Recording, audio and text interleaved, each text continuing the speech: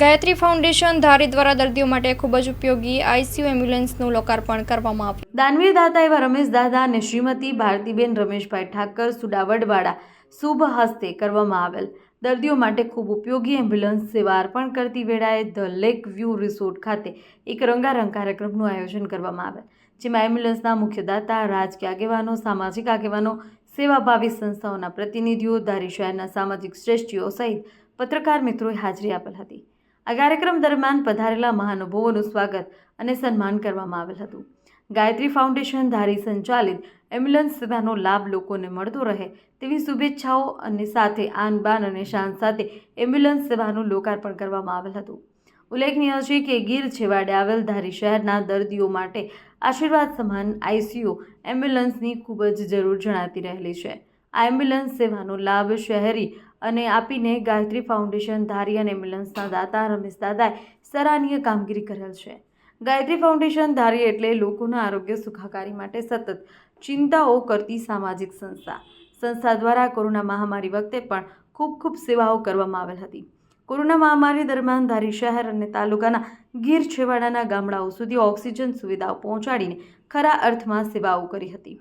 Gayatri foundation ધારી દ્વારા ભૂતકાળમાં પણ દર્દીઓ માટે આઈસીયુ એમ્બ્યુલન્સ અર્પણ કરવામાં આવેલ હતી।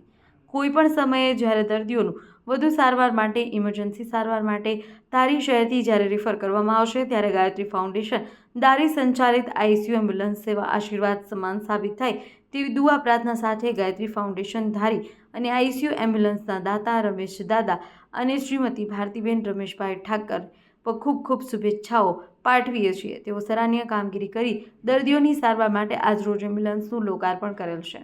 આ સમગ્ર લોકાર્પણ કાર્યક્રમમાં પધારેલા રાજકીય આગેવાનો, સામાજિક આગેવાનો, સેવાભાવી સંસ્થાઓના હોદ્દેદારો, ધારી શહેરના પ્રતિષ્ઠિત નાગરિકો સહિત હાજર રહેલા વડીલો, નવયુવાનો, ભાઈઓ તેમજ બહેનોને ગાયત્રી ફાઉન્ડેશન ધારી દ્વારા સન્માનિત કરવામાં આવેલ છે। અહેવાલમાં ન્યૂઝ સંજય વાડા, ધારી।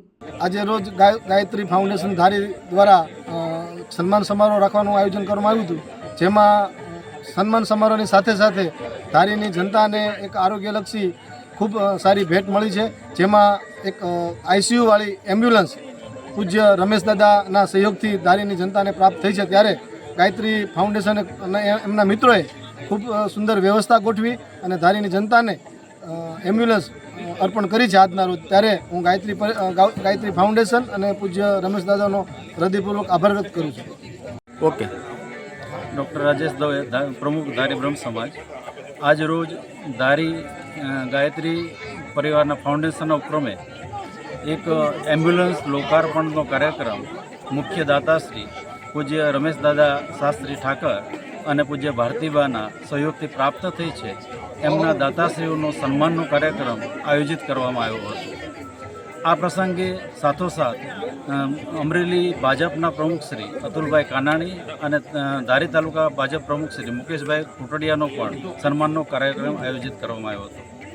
આજે એક ઋણ સ્વીકારના કાર્યક્રમમાં જ્યારે આવા બ્રહ્મ સમાજના રમેશ દાદા શાસ્ત્રી એક ભામાસા એમને અસંખ્ય બ્રહ્મ સમાજની વાડીનું નિર્માણ કર્યું છે, આરોગ્ય અને શિક્ષણ પ્રત્યે પણ પોતે એની સેવાઓ આપી છે અને એને અનુદાન આપ્યું છે, ત્યારે એમને સન્માનિત કરવાનો એક ભવ્ય કાર્યક્રમ આયોજિત થયો લેકવ્યૂ રિસોર્ટના ઉપક્રમે।